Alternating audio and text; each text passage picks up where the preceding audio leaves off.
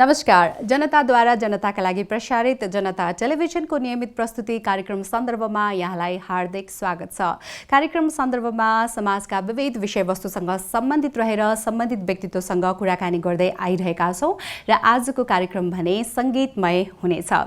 आज हामीसँग सांगीतिक हस्तीहरू दुईजना हुनुहुनेछ। उहाँहरूसँग हामी भाइबरमा कुराकानी गर्नेछौँ, सँगसँगै केही सांगीतिक प्रस्तुतिहरू पनि राख्ने प्रयास गर्नेछौँ।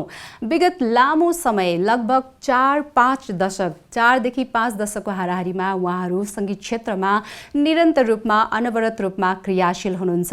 एक आदर्श जोडीको रूपमा पनि हामी उहाँहरूलाई चिन्छौँ। वरिष्ठ सङ्गीतकार शीला बहादुर मोक्तान, वरिष्ठ गायिका कुन्ती मोक्तान आजको कार्यक्रममा हुनुहुन्छ। कार्यक्रममा स्वागत छ यहाँहरू दुवैजनालाई। नमस्कार। आराम हुनुहुन्छ? एकदमै आरामै। अहिले अब एकदमै विषम परिस्थितिबाट हामी गुज्रिरहेका छौँ। विश्वव्यापी रूपमा फैलिएको कोरोना कोभिड-19 को कारणले गर्दाखेरि मनमा अझै पनि डर त्रास छँदैछ। बाहिर खुलेर हामीले काम गर्न सकिरहेका छैनौँ। निषेधाज्ञा पनि जारी छ। हुन त आजबाट अलिकति खुकुलो चाहिँ बनाइएको छ, तर पनि हामीमा चाहिँ त्यो डर चाहिँ छँदै नै छ। बाहिर निस्केर एकदमै खुल्ला रूपमा काम गर्न पाइरहेको अवस्था छैन। यतिखेर ठ्याक्कै तपाईँहरूले चाहिँ घरमा बसिरहँदाखेरि कस्तो अनुभूत गरिराख्नु भएको छ अहिलेको परिस्थितिलाई लिएर? अब अहिलेको परिस्थितिको कुरा गर्नु पर्दाखेरि हामीले मात्रै होइन, संसारभरि नै त्यसले अलिकति यो कोभिडले चाहिँ अलिकति हामीलाई यो जुन भाइरसले हामीलाई चाहिँ एकदमै दुःख दिइरहेको छ। यो संसारभरिको मान्छेहरूलाई, संसारलाई नै यसले ओगटेको छ र त्यसमा पनि अब कला क्षेत्रमा लागेको मान्छेहरू हौँ हामी र यो क्षेत्रलाई झनै यसले चाहिँ नै धेरै नै अब अप्ठ्यारो स्थितिमा पारेको मैले महसुस गरेको छु। किनभने हाम्रो कलाकारिता भनेको के हो भने मासमा हामीले फिजाउने हो। उहाँहरूको नजिक गएर हामीले कार्यक्रमहरू गर्ने, अब त्यहीँबाट चाहिँ आफ्नो जीवन चलाउने भएको हुनाले गर्दाखेरि चाहिँ नि अहिलेको यो परिस्थितिमा साँच्चै नै एउटा कलाकारले निकै जोखिम अवस्था नै छ जस्तो लाग्छ मलाई। तरै पनि एउटा कलाकार हुने अलिकति पोजिटिभ थिङ्क भएको मान्छेहरू हो र उहाँहरूले जहिले पनि भोलिको एकदमै सुनौलो दिनहरूको एकदमै प्रतीक्षा सबैले नै गर्छन् होला जस्तो लाग्छ मलाई। र हामी पनि त्यही प्रतीक्षामा छौँ र त्यही कस्तो गरौँ, यो चाँडै नै यो रोगहरूबाट चाहिँ, यो भोगबाट हामी चाहिँ मुक्त हुन्छौँ र पहिलाको जस्तै हामी सामान्य आफ्नो जीवन चलाउन सक्छौँ भनेर हामी आशावादी छौँ। हजुर, यो बेलामा ठ्याक्कै यहाँले अलि अभाव महसुस गर्नुभएको, मिस गर्नुभएको एक्टिभिटिजहरू चाहिँ के हो घरमा बसिरहँदाखेरि? सबभन्दा त त्यही हो, साथीभाइहरू भयो। फेरि म आफै पनि स्कुलमा कार्यरत एउटा शिक्षिका भएको हुनाले गर्दाखेरि चाहिँ नि साना साना भाइ बहिनीहरूसँग जुन बसेर गीत सुन्ने, सुनाउने र उनीहरूको कुराहरू सुन्ने र कहिलेकाहीँ कस्तो लाग्छ भने त्यो बच्चाहरूसँग बस्दा बस्दै आफू पनि बच्चा जस्तो भइन्छ। किनभने उनीहरूको एकदम इनोसेन्ट कुराहरूले मान्छेहरूलाई चाहिँ नि त्यो हुन्छ नि, म यस्तो मान्छे हो, म यति वर्षको मान्छे हुँ भन्ने खालको एउटा जुन चाहिँ एउटा सोचाइहरू छ, त्यो सोचाइ नै बदलिदिन्छ त्यो बच्चाहरूसँग नजिक भएर बस्दाखेरि। र मैले चाहिँ नि सबभन्दा मिस गरेको चाहिँ मेरो त्यो बच्चाहरू, जुन चाहिँ म क्लासमा जान्थेँ, बच्चाहरूले को कुराहरू सुन्थेँ, उनीहरूको गीतहरू सुनाउँथ्यो, त्यो मिस गरिरहेको छु। त्यसको साथसाथमा अब विभिन्न साङ्गीतिक कार्यक्रमहरूको त कुरै नगरौँ होइन, आफू त्यसैको लागि नै आफूलाई जन्मेको जस्तो लाग्छ र त्यो साङ्गीतिक कार्यक्रमहरू स्टेजमा गएकोहरू चाहिँ एकदमै मैले मिस गरिरहेको छु। र अब अरू त खासै ठिकै हो, सामान्य अब घरमै पहिला पनि बसिन्थ्यो, सामान्य खाइन्थ्यो र ठुलो सोख पनि छैन, तर मैले मिस गरेको त्यो दुईवटा कुरा हो। हजुर, शीला सरले मिस गर्नुभएको कुरा चाहिँ एक्टिभिटिजहरू केही यो समयमा? मेरो पनि प्राय अवस्था त्यस्तै हो। किनभने अब सधैँ स्टुडियोतिर साथीभाइहरूसँग जहिले रेकर्डिङको कामहरू हुन्थ्यो, विभिन्न कलाकारहरूसँग भेटघाट हुन्थ्यो, नयाँ नयाँ क्रिएसनहरू भइरहेको थियो अनि अरूको पनि नयाँ नयाँ क्रिएसनहरू सुन्न पाइन्थ्यो र अब एउटा सहकार्य गर्न पाइन्थ्यो। अनि ती कुराहरू चाहिँ अब अहिले एकदमै पाउनै पाएनौँ हामीले। किनभने एकअर्कासँग सम्पर्कै हुनु पाइरहेको छैनौँ र भेटघाट पाइरहेको छैनौँ यो कोभिडले गर्दाखेरि। यसले गर्दाखेरि एउटा सबैभन्दा मिस भएको कुरा चाहिँ त्यही हो, सधैँ एउटा रेगुलरली जुन एउटा साङ्गीतिक कार्यक्रम हुन्थ्यो, साङ्गीतिक जुन चाहिँ रेकर्डिङहरूको कामहरू हुन्थ्यो, स्टुडियोमा म्युजिसियनहरूसँग भेट्ने, उनीहरूको आफ्नो अनुभवहरू साट्ने अनि सँगै काम गर्ने अनि काम गर्दा जस्तो अलिक ख्यालठट्टा गर्ने जुन चाहिँ एउटा त्यो माहौलहरू थियो एउटा सङ्गीतकर्मीमा, अब त्यो माहौल भन्दाखेरि अब टाढो बस्नु परेछ, त्यो एउटा मिस गरेको कुरा हो। हजुर, लकडाउनको समयमा जस घर बसिरहेको समयमा यहाँले केही क्रिएसनहरू गर्नुभयो कि भएन? हुन्छ नि, हुन त यो बेलामा चाहिँ अलि तनाव पनि हुन्छ, हुन त फुर्सद भए पनि, तर यो डर यो त्रासले गर्दाखेरि चाहिँ क्रिएसनमा असर पुग्छ पनि भनिन्छ होइन। तर पनि कति सर्जकहरूले यो बेलामा पनि केही सृजनाहरू निकाल्नुभयो, जस्तो यहाँले पनि केही सृजनाहरू त पक्कै पनि गर्नुभयो होला? मैले पनि यो लकडाउनको बेलामा घरै बसिराख्दाखेरि केही सृजनाहरू चाहिँ गरेँ मैले। केही सृजनाहरू गरेकोमा अब केही रेकर्डहरू भइसकेको छ, रेकर्डिङ भइसकेको छ हजुर र केही गीतहरू रेकर्ड हुन बाँकी छ। अब यसमा विभिन्न सान्दर्भिक गीतहरू पनि छ, जस्तो अब यो कोरोनासँग सम्बन्धित गीत पनि मैले भर्खरै एउटा तयार पारेको छु। एउटा अन्जु राजवंशी भन्ने हजुर बहिनीको उहाँले गाउन लाग्नु भएको छ, हजुर उहाँले लेख्नु भएको गीत। हजुर त्यो चाहिँ भर्खरै मैले गरिरहेको छु। त्योभन्दा अगाडि पनि मैले थुप्रै गीतहरू गरेँ यो लकडाउनको बेलामा, र हजुर कुन्तीजीले पनि त्यसमा 3-4वटा गीत गाइसक्नु भएको छ र श्रोता समक्ष पनि ल्याइसक्नु भएको छ।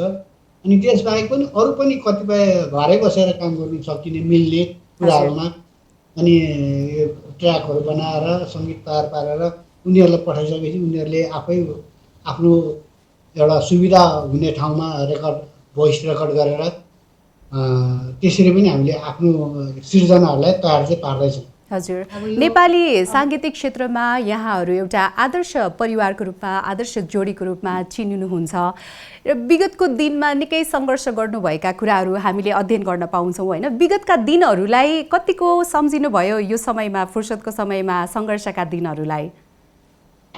मलाई चाहिँ कस्तो लाग्छ भने वास्तवमा हामीले जे पाउँछौँ त्यो चाहिँ विगतका दिनहरूले नै पाउने हो होइन। हजुर अब सबै कुरा पाएको मान्छेले चाहिँ फेरि नयाँ चिज पाउँदा त्यो खासै खुसी हुन्छ होला जस्तो पनि लाग्दैन मलाई, किनभने त्यो पहिल्यैबाट त्यो उपलब्धि भइसकेको हुन्छ।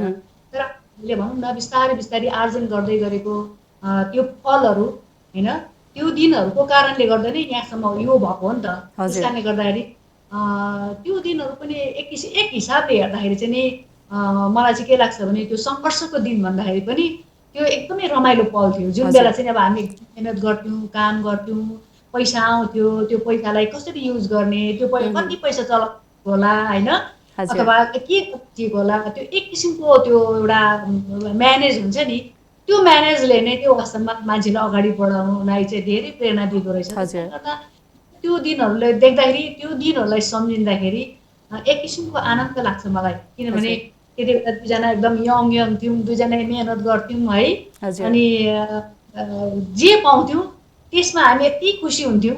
तर अब अहिले अब के हो भने अब धेरै खुसीहरू पाउँदा पाउँदा सानो खुसीले खुसी नलाग्न सक्छ नि त। त्यस कारणले गर्दाखेरि मलाई चाहिँ के लाग्छ भने खुसीलाई त्यो यहाँसम्म आउनुलाई त्यो दिनहरूलाई नै म चाहिँ एकदमै मेरो लागि चाहिँ अविस्मरणीय, बिर्सिन नसक्ने र त्यो थियो र नै यो भएको होला जस्तो लाग्छ मलाई। हजुर, यहाँहरूको जीवन सङ्घर्ष, त्यसमा पनि साङ्गीतिक यात्राको सङ्घर्षको कुरा गरिरहँदाखेरि कहिलेकाहीँ मलाई पनि गीत, निकै चर्चित गीत जसले नेपाली साङ्गीतिक क्षेत्रमा सङ्गीतकारको रूपमा शिला बहादुर मोक्तानज्यूलाई स्थापित गरायो, गायिकाको रूपमा कुन्ती मोक्तानज्यूलाई स्थापित गरायो, नेपाली साङ्गीतिक क्षेत्रमा अघि बढ्नको लागि यो गीतको निकै महत्त्वपूर्ण भूमिका छ र हार्मोनियम पनि यहाँ देखिरहेका छौँ। अलिकति केही टुक्रा गुनगुनाइदिनको लागि म अनुरोध गर्छु दर्शकहरूको लागि।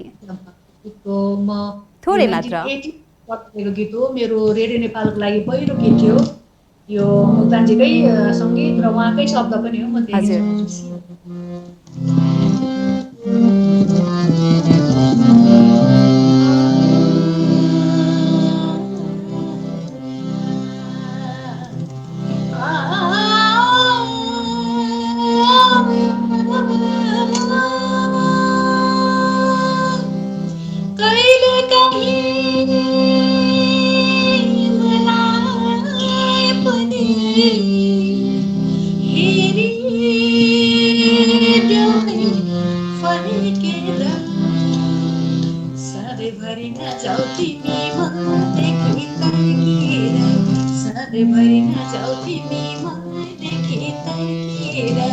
कहिले काहीँ मलाई पनि हेरिदेऊ फर्केर, कहिलेकाहीँ मलाई पनि हेर्न फर्किएर सधैँभरि नजाऊ तिमी, सधैँभरि नजाऊ तिमी, सधैँभरि नजाऊ तिमी मनदेखि तर्किएर।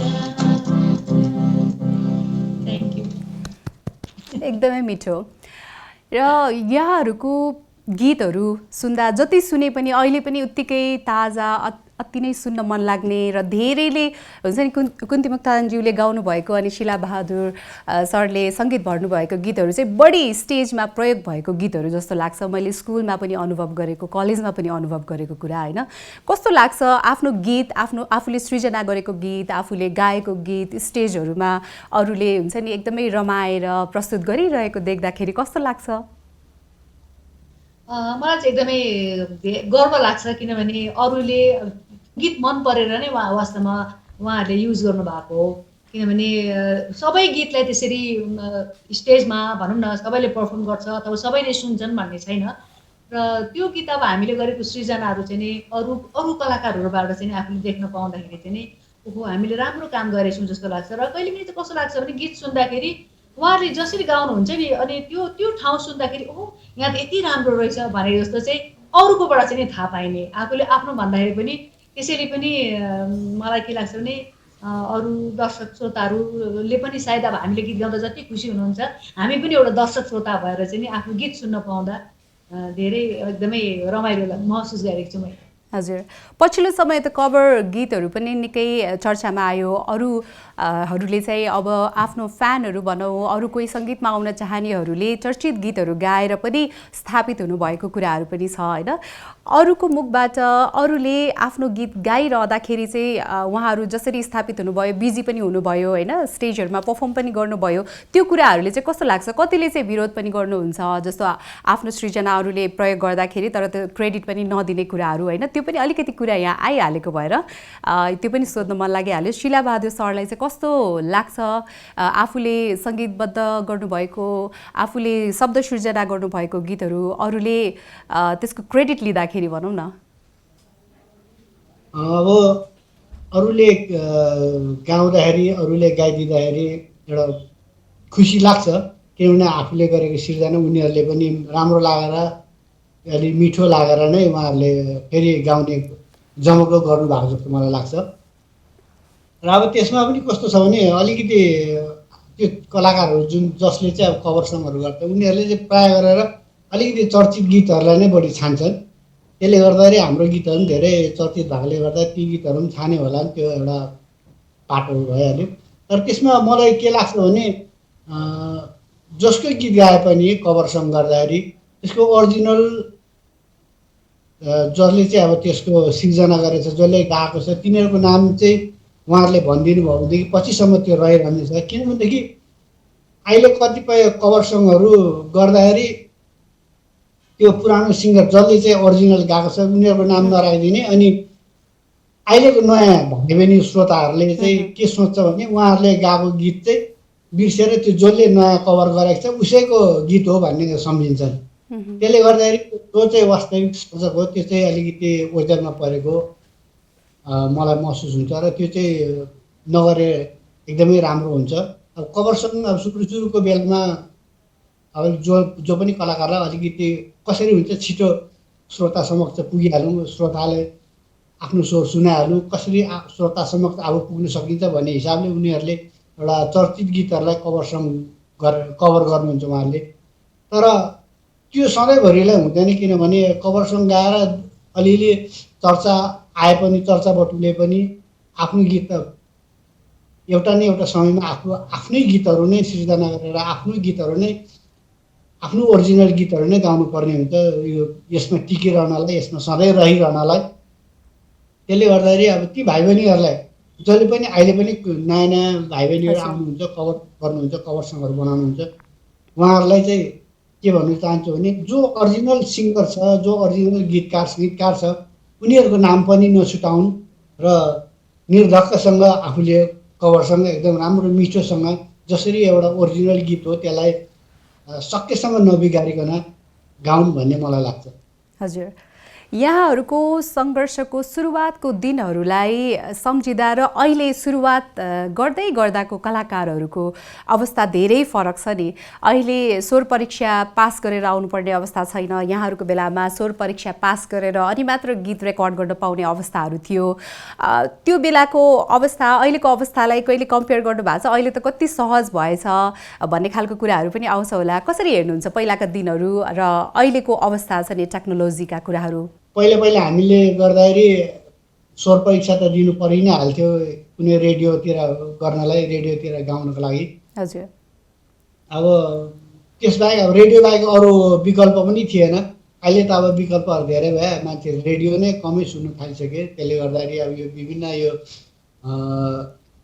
अरू विभिन्न प्लेटफर्महरू पाइसके कलाकारले, र त्यसले गर्दा पनि अब नयाँ कलाकारहरूलाई सजिलो धेरै भएको छ। पैसा भए अझै राम्रो, धेरै अगाडि बढ्न सकिने अवस्था आइसक्यो।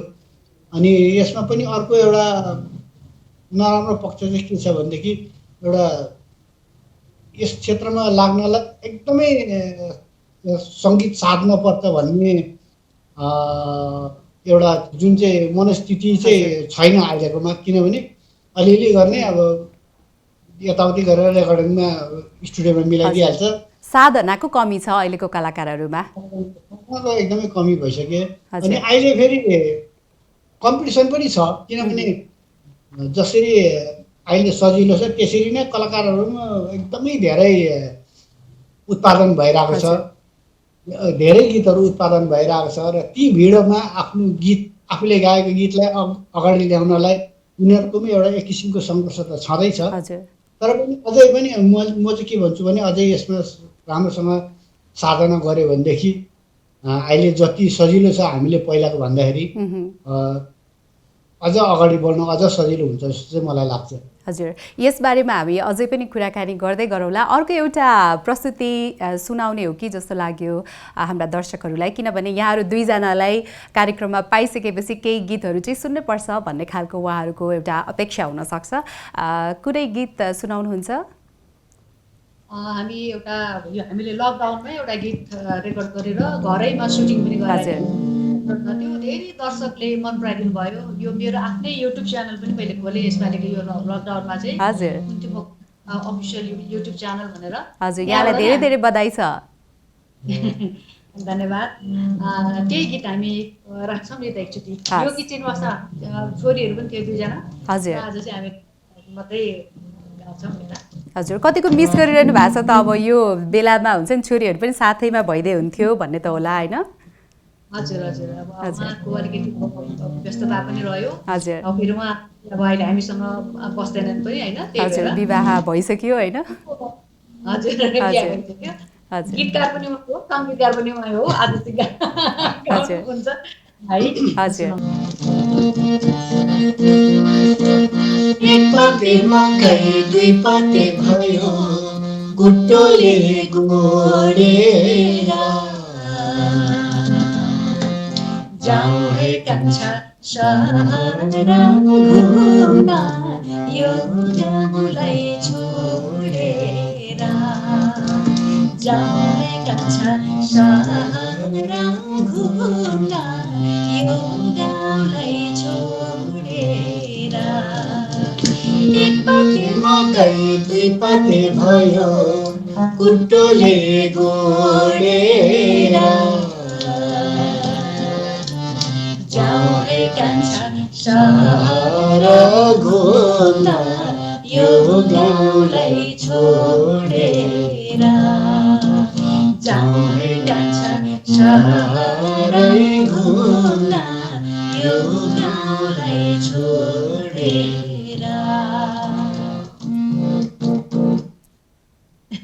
सक्यो? म त अझै गाउनुहुन्छ जस्तो लागेर। घरको मुनि खोर्सानी बारी बार बार पर्दैन,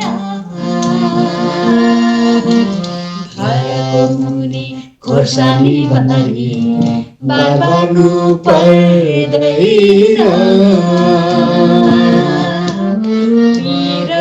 पिरतिलाको घरलाई होइन पिरतिलाको दुई दिनलाई होइन धेरै मान्नु पर्दैन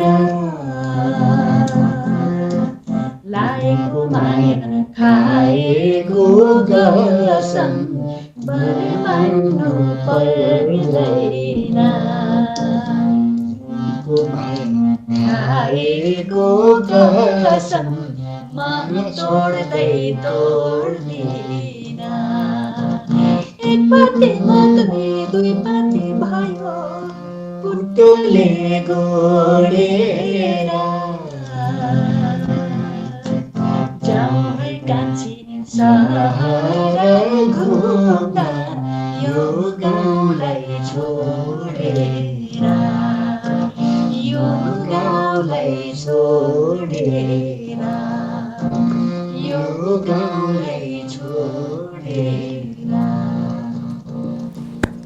एकदमै राम्रो सुनिरहँ जस्तो लाग्यो र अलि अगाडिका गीतहरू अलि पुराना गीतहरू जुन सदाबहार गीतहरू हामीले सुन्दै आइरहेका छौँ त्यही फ्लेभर पनि पाएँ मैले आफूले चाहिँ र यस्तो गीतहरू अहिले एकदमै कम सृजना हुन्छन् भन्ने गुनासाहरू पनि हामी सुन्छौँ यहाँलाई धेरै धेरै बधाई छ अनि शुभकामना पनि यो गीतको सफलताको हामी कामना गर्छौँ थ्याङ्क यू हजुर हजुर पराइदिनु भयो हामीले युट्युबमा राखेकै छौँ यो गीत अनि यो गीतलाई धेरैजना बहिनीहरूले कभरसँग गाउनु भएको छ अहिले खुसी लाग्छ भन्नुभएको कुरा सुनेर अरूले गाउँदा अनि पुरानो गीत हो हाम्रो अहिलेको अब ट्रेन्डको कुरा गरौँ नेपाली सङ्गीत क्षेत्रमा पनि अब कुनै पनि सृजना कतिको लोकप्रिय भयो भनेर युट्युबको भ्युजलाई मापन गर्ने चलन आयो ट्रेन्डिङमा परेको छ कि छैन भन्ने कुराहरू आयो होइन भाइरल भयो कि भएन भन्ने कुराहरू आउन थालेका छन्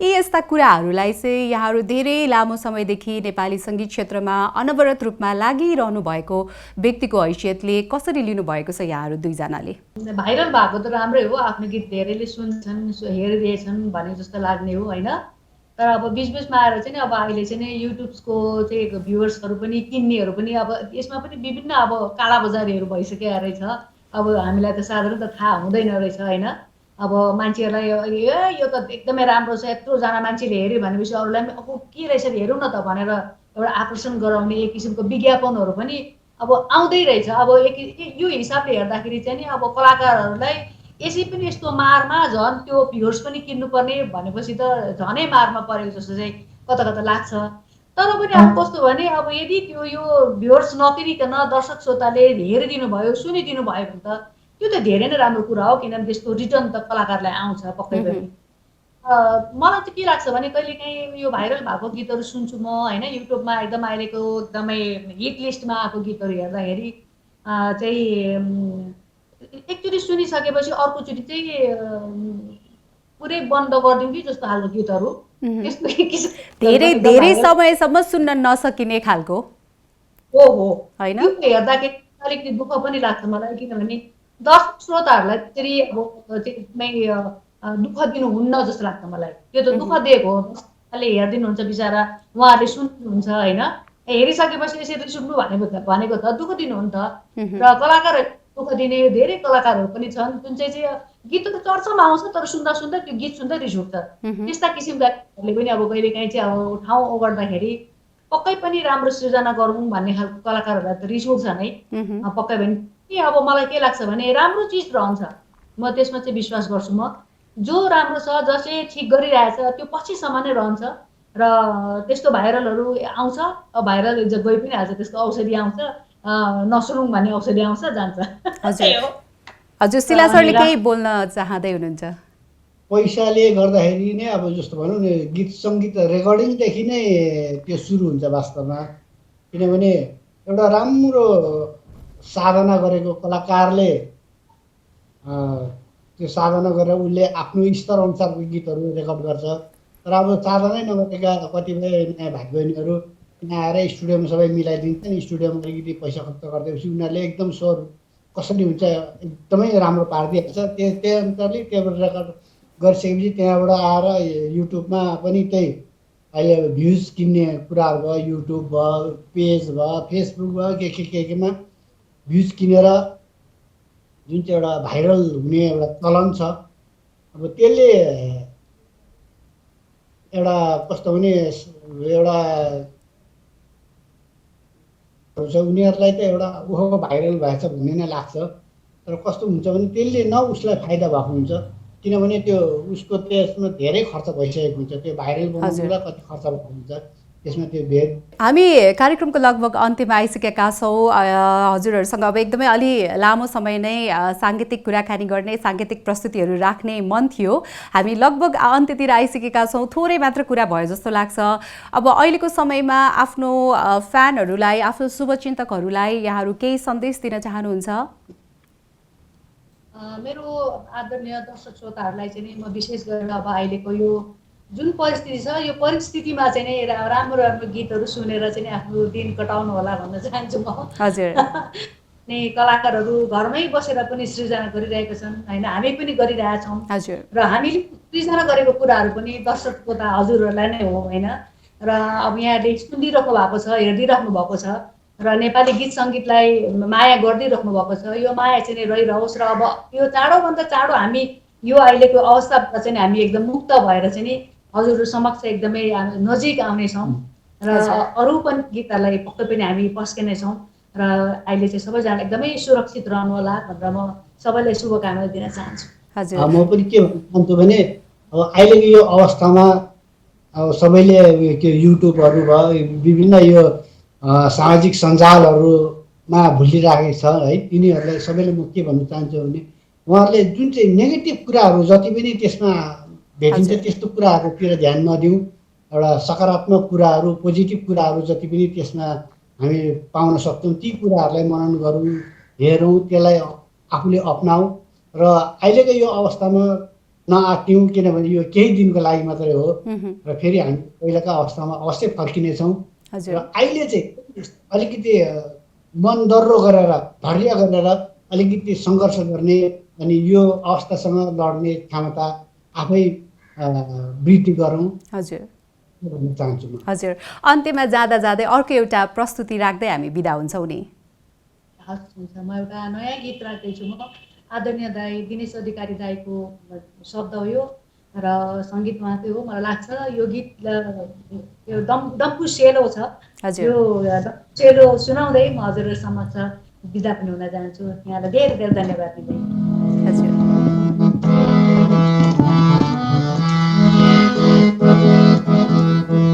सुख दुःख यस्तै हो, आउँछ जान्छ जिन्दगीमा, उसले जिछ संसार यो, जो बाँच बिरतीमा लासो।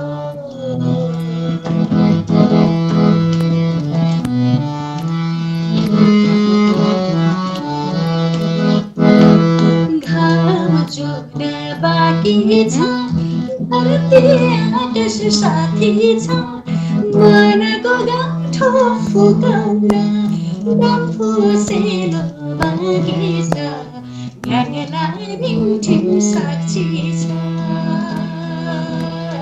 लासो डम्फु सेलो बाँकी छ, घाम जुन बाँकी छ, धरती आकाश साथी छ, मनको गाँठो फुकाउन डम्फु सेलो बाँकी छ, ढ्याङ्गलाई रिमठिम साक्षी छ, लासो डम्फु सेलो बाँकी छ, लासो डम्फु सेलो बाँकी छ। Thank you.